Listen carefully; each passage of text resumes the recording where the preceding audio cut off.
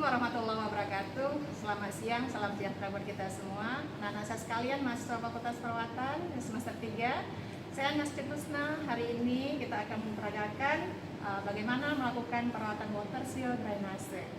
Karena pembelajaran kita melalui daring, jadi saya usahakan metode pembelajaran ini bisa bermanfaat bagi adik-adik di rumah sehingga bisa memahami bagaimana sebenarnya perawatan water seal drainase. Baik, sebelumnya yang harus dipersiapkan adalah persiapan perawat. Saya sudah memakai barak stop ini ya, dengan menggunakan pelindung diri, menggunakan masker ya, menggunakan kacamata bila perlu, sudah mencuci tangan ya. Kemudian yang kedua adalah persiapan alat ya. Inilah alat yang kita gunakan untuk perawatan water seal drainase. Yang pertama adalah alat-alat habis pakai. Contohnya adalah handscoon, ada handscoon bersih dan ada handscoon steril. Ya, sesuai dengan ukuran, yaitu kita menggunakan ukuran nomor 8. Kemudian kita menggunakan cairan obat. Di sini saya menggunakan larutan natrium klorida 0,9%. Ya. Kemudian kita menggunakan juga cairan obat providin iodin. Ya. Untuk kita campurkan nanti dengan ketika melarutkan obat tersebut. Kemudian ada plester ya, kemudian ada nerbeker tempat sampah, kemudian ada gunting perban yang kita tempatkan di luar karena tidak steril, dan ada ini dia ada alat kasa steril yang kita tempatkan dalam kom steril ya. Kom sterilnya tersegel rapi, kemudian kita tutup dengan rapat karena ini adalah kasanya steril dan ini tertutup rapat ya. Nah, kemudian kita menggunakan juga perlak ya, yang langsung nanti kita pasangkan ke pasien ya. Kemudian alat berikutnya adalah yang steril, ini yang paling penting, coba diperhatikan. Alat steril itu dia terbungkus rapi begini ya. Coba kita buka ya. Alat steril itu terdiri dari di dalamnya ya. Nah, buka alat sterilnya, kita upayakan tidak ada terkontaminasi dengan apapun karena dia memang steril ya. Dan media ini bisa kita gunakan untuk menutup meja ini sehingga betul-betul bisa kita gunakan dengan baik dan menjaga kesterilannya ya. Kemudian kita buka alatnya ya, buka alat sterilnya. Nah, ini dia posisi tutupnya seperti ini ya, bagian dalam ini adalah steril. Oke, nah inilah alat di dalamnya ya, ada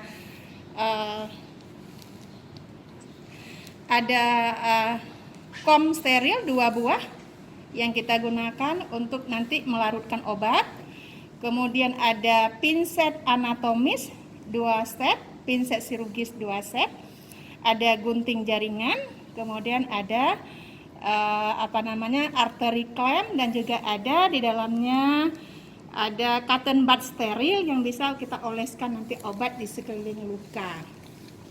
Baik, kita mulai saja adik-adik sekalian. Dimulai dengan saya menggunakan handscoon bersih dulu. Diawali dengan penggunaan handscoon bersih ya. Coba dilihat cara penggunaan handscoon.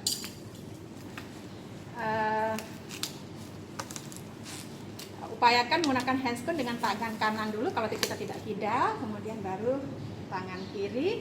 Posisi tangan harus pas ya, menyesuaikan ya. Oke, ini handscoon bersih. Baik, saya tunjukkan yang mana alat. Alat tadi ini saya sudah bisa pegang begini, tapi di dalamnya saya tidak boleh pegang.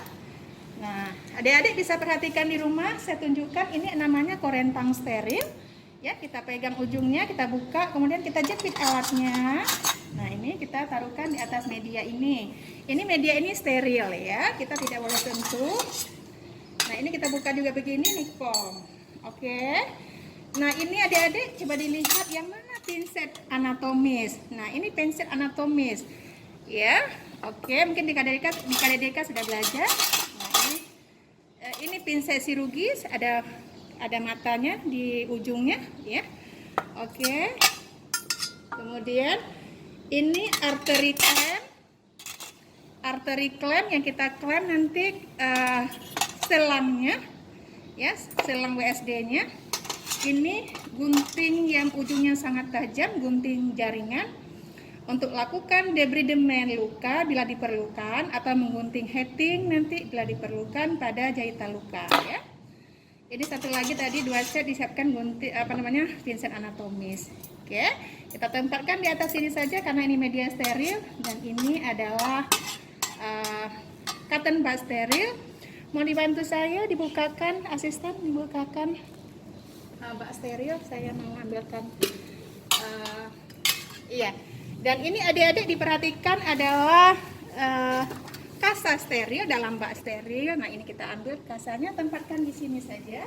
Nah, ya, kasanya ambil banyak-banyak karena kita butuh banyak.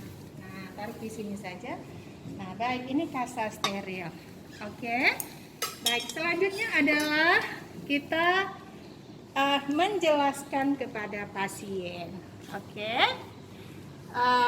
Selamat pagi, assalamualaikum Ibu. Ya, perkenalkan saya Naskit Husna.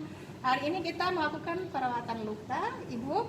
Ya, izinkan saya menjelaskan bahwa perawatan luka WSD itu bertujuan adalah untuk mempercepat penyembuhan, ya, mencegah infeksi lebih lanjut, tentu juga persiapkan Ibu supaya lebih sehat, ya. Oke. Ibu, alat-alat yang kita perlukan sudah kita dekatkan di sini semua. Waktunya lebih kurang 15 menit untuk perawatan luka tersebut. Ya. Baik, mungkin untuk selanjutnya selang WSD-nya adik-adik sudah diperhatikan. Ini si Ibu sudah terpasang selang WSD, ya. Ini selangnya, saya tunjukkan ini selangnya. Oke, maaf, ya. Kemudian terhubung dengan botol WSD, ya. Kita menggunakan sistem 2 botol karena ini yang paling sering digunakan di rumah sakit, ya. Kemudian botol WSD itu mohon diperhatikan adik-adik, di dalamnya itu dia ada cairan yang diisi dengan cairan desinfektan, ya. Botol pertama berisi cairan desinfektan. Oke, kita isi dengan 100 ml. Isinya adalah Aquades dengan betadine, ya. Kemudian botol kedua biasanya kosong, ya. Nah, cairan dada, baik darah, nanah, udara itu masuk ke dalam botol pertama, kemudian menuju ke botol kedua, gitu ya. Oke, baik Ibu, kita sudah siapkan alat, ya. Kita akan segera melakukannya, ya. Sebelum kita jelaskan tentang perawatan WSD, adik-adik harus paham bahwa water seal drainase itu, ya, ada water, ada seal, ada drainase, 3 hal penting. Water artinya kita menggunakan cairan di dalam botol penampung, oke. Ada seal, ada penutupnya, oke. Ada waternya, ada sealnya, penutup botolnya. Kemudian ada atmosfer, ada lubang kecil yang mengeluarkan udara keluar, ya. Kemudian ada drainase, ini namanya drainase. Jadi ketika kita bicara WSD ada 3 hal penting, ada water, ada seal penutupnya, dan ada drainasenya. Hari ini kita akan melakukan perawatan luka WSD-nya. Perlu diingat adik-adik bahwa yang memasangkan water seal drainase itu adalah dokter bedah paru atau dokter paru, gitu ya. Ketika pasien sudah ditransfer ke ruangan, maka tugas perawat, tugas nurse adalah melakukan perawatan luka tersebut. Seperti ini, coba adik-adik perhatikan seperti ini. Ini pasien sudah ditransfer ke ruangan. Hari ini kita ingin menggantikan perban lukanya, merawat drainnya, dan merawat botolnya. Seperti apa? Ya, itu yang akan kita jelaskan, ya. Baik, kita awali dengan menyiapkan cairan obat. Kita menggunakan NaCl 0,9%. NaCl 0,9%. ya. Kita tuangkan ke dalam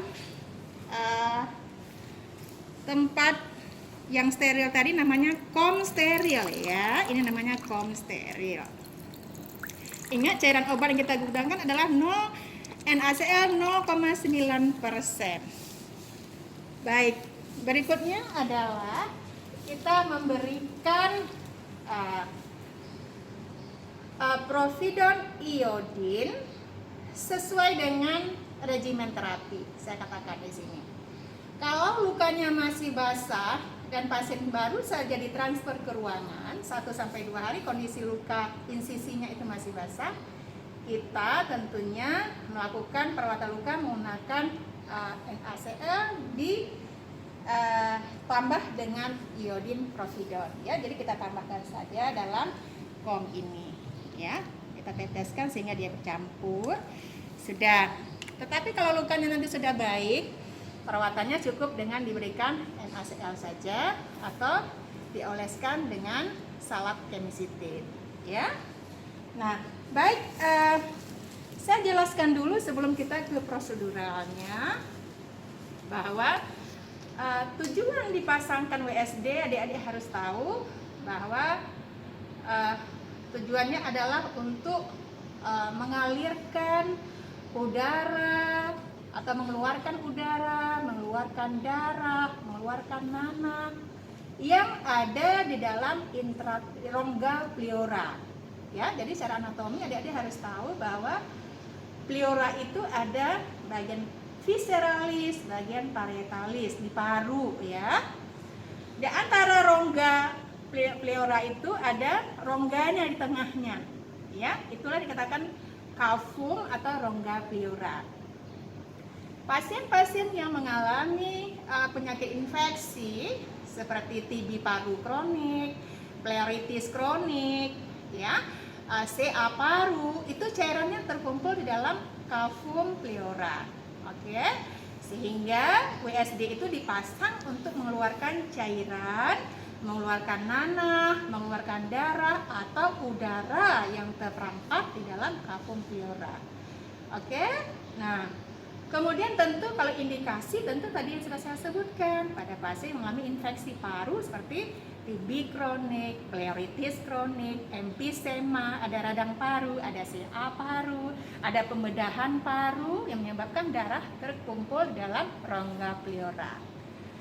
Nah, jadi cairan bentuk akumulasi udara dalam rongga pleura itu bisa darah atau dalam bentuk cairan.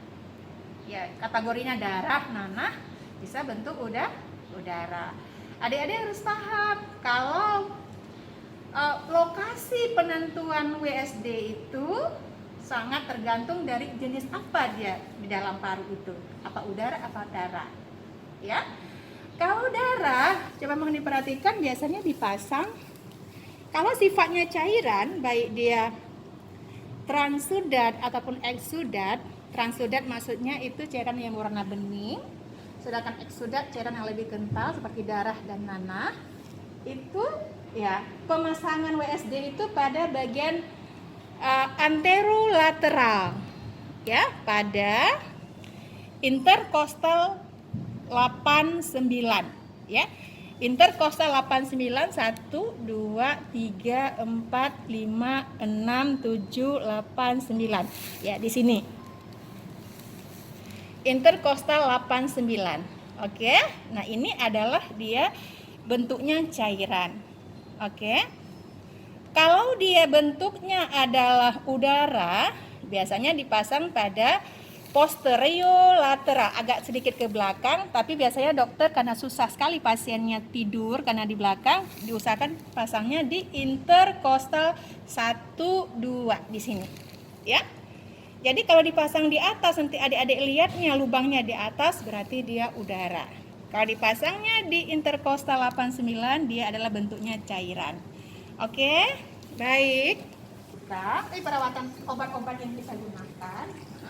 Ya, kita gunakan banyak-banyak saja. Nah, selanjutnya adalah kita gunakan, saya sudah cuci tangan, sudah pasang handscoon bersih. Pegang sekarang satu set alat. Ya, saya gunakan ini saja dulu. ya. Kemudian saya gunakan satu pinset chirurgis, pegang di ujung sini karena handscoon saya tidak steril, nanti kita ganti dengan handscoon steril. Oke, gunakan nih ya. Kita ingin membersihkan luka dulu ya. Menggunakan cairan NaCl 0,9%. Oke, kemudian kita peras begini. Tumpah di atas meja steril ini tidak apa-apa adik-adik ya. Ini sangat membantu kita dalam bekerja. Oke, kemudian kita buat begini ya, untuk kita bukakan plester dulu ya. Oke. Baik. Nah, ini. Kita buka dulu plester Ibu. Izinkan saya buka plester dulu ya Bu ya. Ini plesternya merekat, kita buka begini. Adik-adik ya. Jadi lembutkan dulu dengan NaCl 0,9% plesternya sehingga memudahkan. Oke. Nah. Baik, kemudian ya, kita pasangkan dulu perlaknya. Kita dekatkan dulu ini alatnya. Oke. Sudah. Kemudian baik, kita buka secara pelan-pelan plesternya. Ya, pegang begini. Ya, oke. Nih, pegang pelan-pelan. Oke. Oke, Ibu, tahan sedikit ya. Oke. Baik. Nah, ini. Sudah. Nah, kalau sudah begini adik-adik, caranya adalah kita perlu gunting ya. Jadi inilah kita perlu gunting. Ya, guntingkan ya, pegang saja begini, gunting saja begini, hati-hati tidak terpotong selang. Iya, oke. Kemudian baru kita keluarkan, tempatkan dalam nerbekan. Oke. Observasi daripada luka si pasien. Beginilah bentuknya nanti selang dada yang dimasukkan ke rongga pleura. Ingat, bukan dimasukkan ke paru, tapi ke rongga pleura, belum tembus ke paru. Ya. Saya ingin jelaskan kepada adik-adik bahwa sebelum kita lanjut perawatan luka ini, prinsipnya harus dipahami adik-adik bahwa perawatan luka WSD itu prinsipnya adalah menggunakan tekanan. Jadi menggunakan yang pertama gravitasi. Apa maksudnya? Gravitasi itu tentu kita pelajari dulu di SMA kan, dia dari tekanan tinggi ke rendah. Ya. Jadi prinsip WSD kita mengalirkan cairan dari tekanan yang letaknya tinggi ke yang rendah ke dalam botol. Artinya posisi pasien selalu lebih tinggi daripada posisi botol. Itu maksudnya menggunakan gaya gravitasi. Baik, prinsip yang kedua kita menggunakan mempertahankan tekanan negatif intratorak. Adik-adik harus paham bahwa secara normal paru kita itu tekanannya negatif. Tekanannya lebih kecil dari tekanan atmosfer, sehingga udara itu bisa masuk ke paru. Ketika ada infeksi, katakanlah tadi ada cairan, ada udara yang terperangkap pada pasien pneumotoraks misalnya ya. Tekanan negatif dalam rongga paru tadi menjadi tekanan positif. Sehingga udara itu sudah terperangkap dalam paru dan juga pasien ditandai dengan sesak berat. Ya, distres pernapasan, sianosis, biru-biru badannya dan lain-lain. Nah, jadi prinsipnya kita sekarang mengeluarkan tekanan tadi menjadi tekanan negatif kembali. Ya, tekanan positif yang terjadi kita ubah menjadi tekanan negatif dengan cara memasangkan selang WSD ini. Prinsip yang ketiga kita bisa menggunakan suction ya dengan sistem 3 botol. Kalau nanti sistem 2 botol tidak efektif, kita menggunakan sistem 3 botol. Ya, adik-adik bisa belajar melalui modul. Itu kan sistem botolnya ada sistem 1 botol, bentuk yang paling sederhana. Sistem 2 botol seperti yang kita lihat hari ini. Dan satu lagi sistem 3 botol yang terhubung dengan nanti 1 botol lagi di samping ini, kemudian terhubung dengan suction. Ya. Jadi WSD itu sangat membantu kalau menggunakan sistem 3 botol, menggunakan suction. Iya, oke baik. Luka sudah kita siapkan begini ya. Selanjutnya adalah kita ini alat tidak steril. Kita menggantikan handscoon steril ya. Oke. Nah, ini adik-adik handscoon steril. Saya menggunakan nomor 8. Ya, kita buka dulu di atasnya. Ya.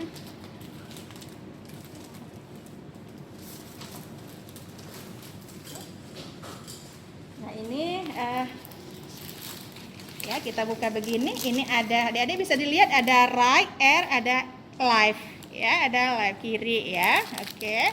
Kita buka saja.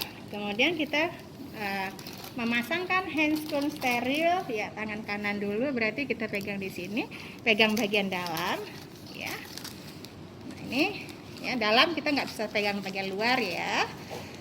Oke. Ya, posisikan tangan pegang di luar begini, tarik bagian dalam ya, bagian luar kita tidak sentuh. Kemudian sebaliknya yang ini dari arah sini ya. Oke. Kita menggunakan ya handscreen steril ya, setelah kita rawatkan luka, setelah kita buka luka pertama. Oke. Nah, ini bisa untuk kita nanti menyiapkan tempat-tempat yang lain. Oke. Nah, ini selanjutnya kita ingin melakukan perawatan luka ya. Setnya tadi kita sudah ada satu set lagi di sini ya. Kita ingin melakukan perawatannya, yang kita gunakan adalah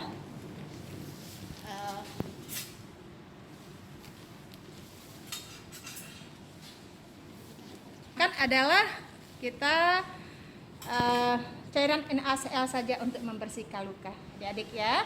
Jadi caranya ini kasa steril, jepit, masukkan ke dalam kom steril ya. Ya. Kemudian gunakan pinset steril. Dan set yang kedua tadi, set yang satu tadi tidak kita gunakan lagi, sudah terkontaminasi. Oke, kemudian pegang begini ya. Pegang di bawah satu, peras. Iya, ya. Tekniknya bisa bermacam ragam, tapi ini yang paling sering saya lakukan ya. Ya, jadi rapi dia, kasarnya tidak kusut ya. Oke, dan ini kita pegang begini, baru kita bersihkan luka mulai dari bagian tengah ya. Oke, kemudian bagian tengah mengelilingi daripada selang WSD. Oke. Nah, begini. Kemudian balik lagi. Ya sudah, ini kita buang saja. Ya. Ya, ini tumpah di atas sini tidak apa-apa adik-adik ya, karena dia memang area steril ya. Oke. Ya, nanti di rumah bisa, mungkin kalau ada alat bisa langsung diperagakan ya. Oke, baik, berikutnya kita lakukan pembersihan 2-3 kali ya, area yang paling dekat dengan selang ya, sampai selangnya kita angkat sedikit. Ibu, ada sakit? Enggak ya. Kemudian kita luaskan ke area yang terluar ya. Oke. Nah, kemudian kita bersihkan area yang terluar, tidak mengulangi lagi ke bagian tengah. Terus keluar, terus keluar, terus keluar. Ya, baik, kita ambil yang ketiga. Selesai yang ketiga, hal yang sama kita lakukan, karena kita bersihkan 2-3 kali daerah luka.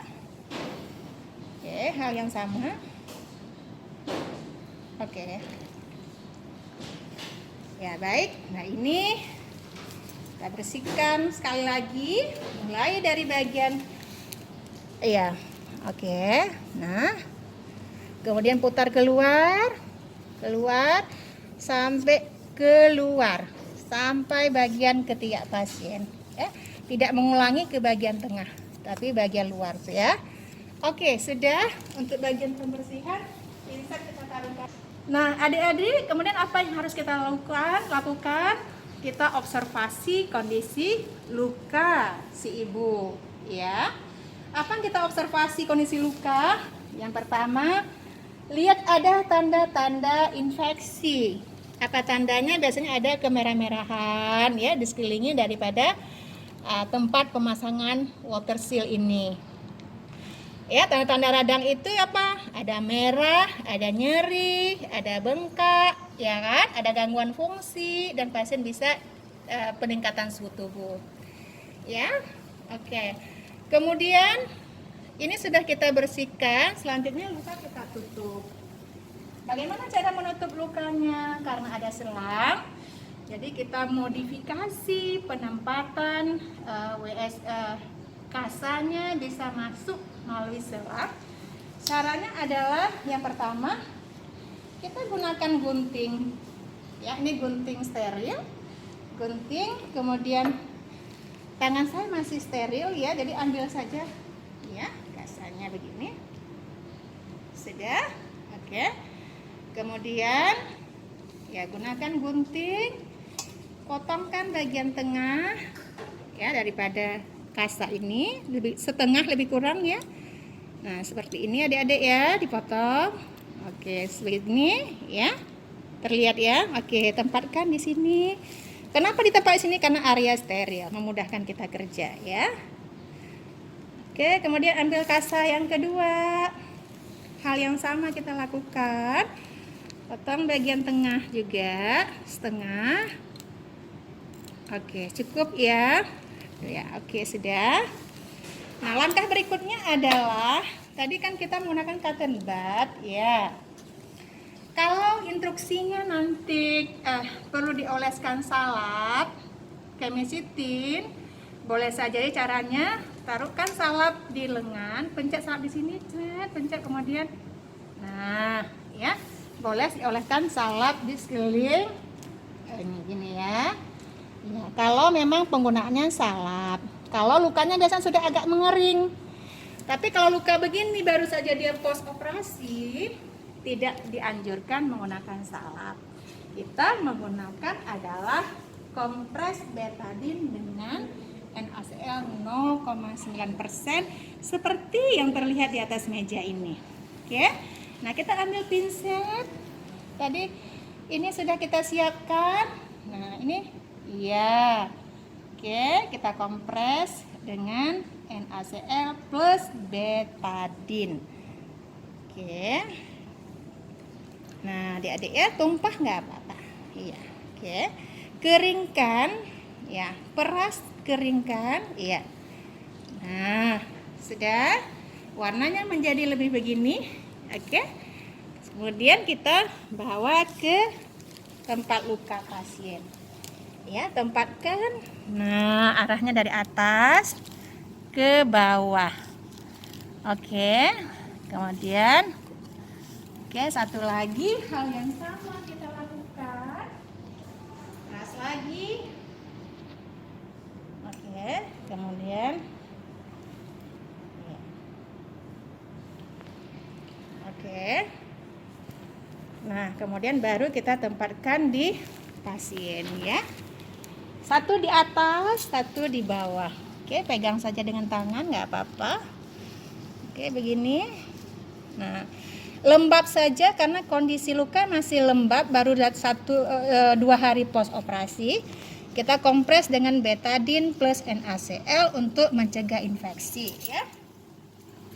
Baik, selanjutnya adalah kita tutup lukanya dengan perban steril. Pegang saja dengan kasa steril begini dengan tangan steril. Oke, posisinya adalah ini perbannya 2 lapis kan, satu bagian belakang, satu bagian depan yang rapi. Oke, yang tidak rapi ke atas. Begini ya adik-adik ya. Nah, yang tidak rapi, lipatan tidak rapi ke atas. Kemudian lakukan hal yang sama. Nah, ini juga lapisannya ada bagian rapi, ada yang tidak rapi. Oke. Yang tidak rapi ke atas. Oke. Oke. Sudah, kemudian baru kita tutup lagi dengan lapisan berikutnya. Ini kebalikannya adik-adik ya. Ini kebalikannya. Yang rapi tutupannya di atas ya, yang tadi ini tadi dia rapi di atas. Sekarang kebalikannya ya, bagian yang rapi karena secara estetika kan cantik ya, dari luar ini tutup. Oke. Nah,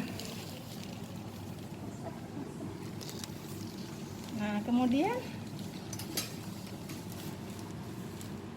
tutup lagi bagian yang di bawahnya, plaster baru plaster. Tutup lagi ya. Oke, nah ini ya, Nah, mudah-mudahan adik-adik bisa lihat seperti apa nanti di rumah ya. Ini caranya ya. Oke, kemudian baru kita plester adik-adik. Plester yang kita gunakan berapa tutup ininya, semakin banyak semakin baik. Karena kita tutup lagi. Karena ini juga sebagai pertahanan dari infeksi. Semakin banyak perban yang kita tutup, semakin baik tentunya. Biasanya sampai 4 sampai 5 lapis, ya. Oke, sudah kita tutup. Kemudian adik-adik baru kita lakukan plester atau namanya fiksasi bahasa kita ya. Fiksasinya di sini nanti, di sini atas dan bawah. Silakan fiksasi. Ya, fiksasi. Jangan nampak baju baru tangannya. Ya, ini difiksasi. Ya, oke. Iya. Atas dan bawah. Kenapa harus difiksasi seperti bingkai adik-adik? Yang pertama mencegah resiko terjadinya inkubasi bakteri atau kuman yang bisa masuk ke daerah luka ya. Jadi kalau kita fiksasi seperti frame kanan kiri atas bawah dapat melindungi pasien dari resiko infeksi yang menjadi port the entry, tempat masuknya kuman ya. Baik, terakhir adalah kiri ya. Oke. Nah, ini hasilnya adik-adik setelah kita lakukan perawatan luka WSD ya. Ingat posisi pasien ya, tadi agak sedikit kita lupa ya menjelaskan.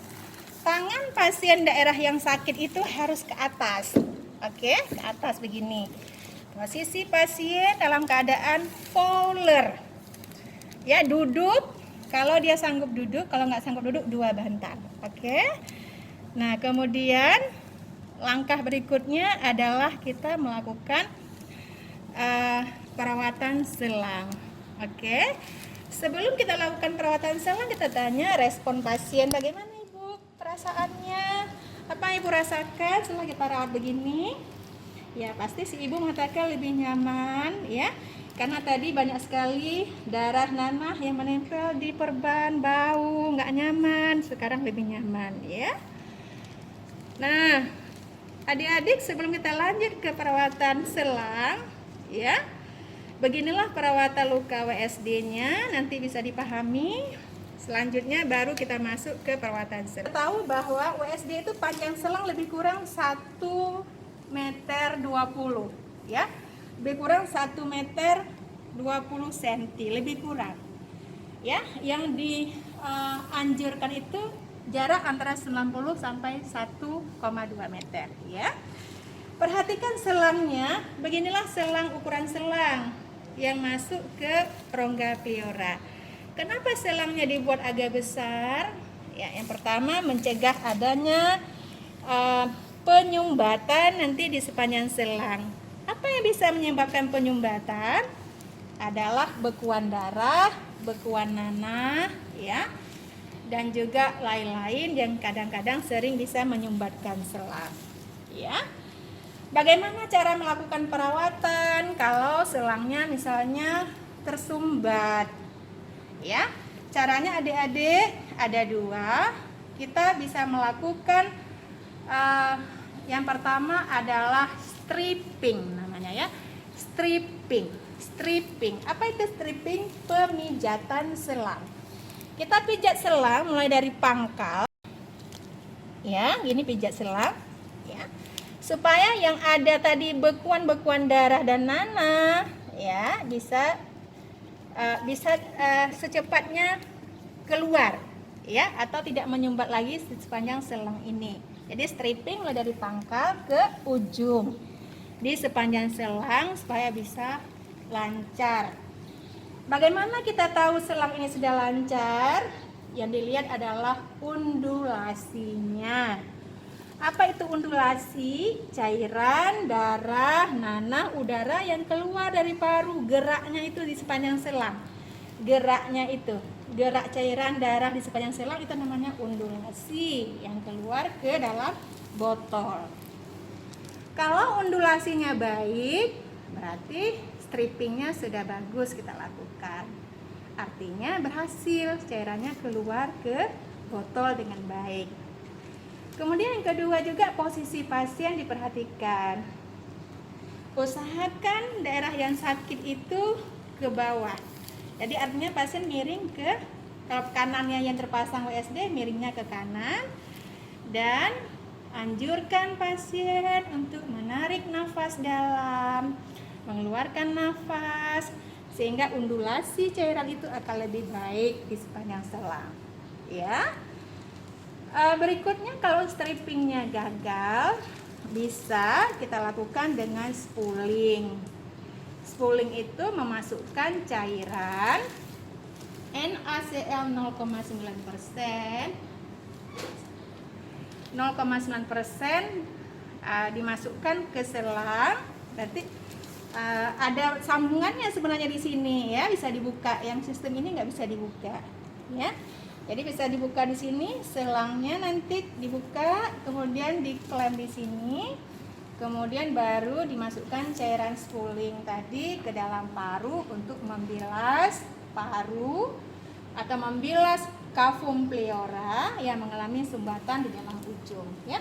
Tetapi dilakukan oleh perawat terlatih tentunya. Kalau kita yang masih junior tidak dibenarkan karena resikonya besar ya. Nah, kita mungkin perawatan selang sampai di sini. Untuk spooling nanti mungkin lebih lanjut kita jelaskan karena alat ini tidak disiapkan untuk spooling. Ya, intinya spooling itu memasukkan NaCl 0,9% sebanyak 50 sampai 100 cc ya ke dalam cavum pleura melalui selang ini ya. Kemudian baru kita klem sebentar, tutup selangnya. Kemudian pasien naik nafas supaya dia di dalam rongga pleura tadi bisa terjadi pembersihan melalui NaCl tadi. Kemudian buka klem lagi, kita alirkan ya. Nah, kemudian cairan bisa tertampung banyak di dalam botol penampung. Itu ya adik-adik. Baik, dan selang. Iya. Langkah berikutnya adalah perawatan botol ya. Supaya adik-adik lebih jelas, kita angkat ke atas saja botolnya. Iya, ya mohon maaf. Ini sebenarnya tetap di lantai ya, di bawah, lebih rendah dari pasien. Tapi saya karena tidak bisa menjongkok, kita jelaskan saja seperti ini ya. Nah, adik-adik, tadi kan kita jelaskan sistem perawat WSD itu ada sistem 1 botol, 2 botol, dan 3 botol ya. Rumah sakit Zainal Abidin sebagai rumah sakit pendidikan bagi kita menggunakan tiga sistem tersebut, baik 1 botol, 2 botol, dan 3 botol. Tapi yang paling sering digunakan adalah 1 dan 2 botol ya. Keuntungannya adik-adik kan bisa baca di modul, saya lihat sudah sangat baik ya. Sistem 1 botol yang paling sederhana ya, mudah dibawa tentunya, mudah diganti ya kan. Namun kerugiannya sangat mudah, sangat cepat penuh kalau misalnya cairan yang keluar itu sangat banyak ya. Sedangkan sistem 2 botol lebih kompleks dia.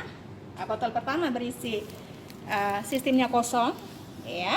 Ya, dari selama dada pasien masuk ke botol pertama, ada udara langsung gelembung-gelembung masuk ke sini dan darahnya masuk ke sini. Kemudian ada, ini adalah penghubung dengan atmosfer, ada gelembung udara, ini langsung keluar, udara keluar ya. Jadi tidak membuat gelembung-gelembung di sini. Hal yang harus diperhatikan dalam perawatan botol WSD ini adalah yang pertama, botol itu digantikan apabila sudah penuh gitu kan. Nah, tentu kalau nggak penuh kan nggak diganti ya. Kapan botol itu penuh? Tergantung dari jumlah cairan yang ada pada pasien. Kalau dia eksudat sekali atau sangat masif cairannya, contohnya pada CA paru, itu masif sekali cairannya, bisa botolnya kita ganti 2 kali sehari karena cairannya banyak. Tapi ada juga kadang 2-3 hari baru kita ganti ya. Sebelum mengganti botol ini, yang harus diperhatikan adalah jumlah cairan di dalam botol. Tadi kita buat label di sini bahwa desinfeksi di dalam ini, cairan desinfektan itu kita isi adalah 100 cc. Setelah misalnya 2 hari atau 1 hari cairannya jadi 500 cc. Berarti 500 kurang 100 ada 400 cc cairan yang masuk ke dalam botol. Jadi jumlahnya 500 cc yang kita catat sebelum kita ganti botolnya. Yang kedua adalah warnanya, adik-adik. Warnanya dilihat apakah dia darah, apakah nanah, apakah cairan transudat atau eksudat, ya. Nah, jadi itu yang dicatat jumlah, kemudian warna dan konsistensi, satu lagi kekentalannya, ya. Kemudian baru kita gantikan. Bagaimana cara menggantikannya? Yang pertama, perawat menggunakan APD lengkap karena ini adalah cairan infeksius, sangat infeksi. Menggunakan APD, ya. Apa itu APD? Saya pikir di era pandemi ini sudah paham semua. Lengkap dengan handscoon, lengkap dengan masker, ya, lengkap dengan scot, ya. Kemudian kita melakukan klaim. Ini arteri klaim di tangan saya, ya. Kita klaim di sini, ya. Nah, bukan kita gunting adik-adik, tapi kita klaim, ya. Arteri klaim lain. Ini arteri klaimnya adik-adik. Nah, oke. Kita tidak gunting tapi klaim namanya, ya. Nah, begini adik-adik. Ya, sudah kita klaim begini. Untuk apa diklaim? Kita ingin buka sambungannya antara selang ke pasien dengan selang ke botol, ya. Nah, yang ini modelnya sebenarnya ada sambungan adik-adik, ya. Ada sambungan di bawah sini yang sebenarnya, ya. Saya tahu ini kenapa nggak ada sambungan. Sambungannya di sini bisa kita buka. Oke, sudah kita klaim begini. Perhatikan kondisi pasien, ya. Ibu, ini kita buka dulu selangnya, kita ganti dengan botol yang baru, ya. Oke, kemudian adik-adik yang saya klaim di atasnya, di bawah klaim kemudian ada tempat pembukanya, ya. Kita buka begini, kemudian baru dia lepas, ya, lepas. Dan itu setelah lepas ini langsung kita ganti dengan yang baru, ya. Nah, sebelum ganti diingat yang harus dicatat tadi adalah jumlah, warna, konsistensi. Di mana dicatat? Di buku catatan perkembangan pasien, ya. Setelah itu ambil botol yang baru adik-adik, baru kita sambung yang baru di sini tadi, ya. Ini kan ada tempat buka tadi, ya. Buka, sambungkan yang baru. Oke, kemudian buka klaimnya. Oke, selesai klaimnya dibuka, baru pasien diminta untuk bernafas dan, ya, botol tadi yang tadi juga disesuaikan seperti ini, diisi dengan larutan NaCl plus betadine, kemudian ditempatkan di bawah tempat tidur pasien.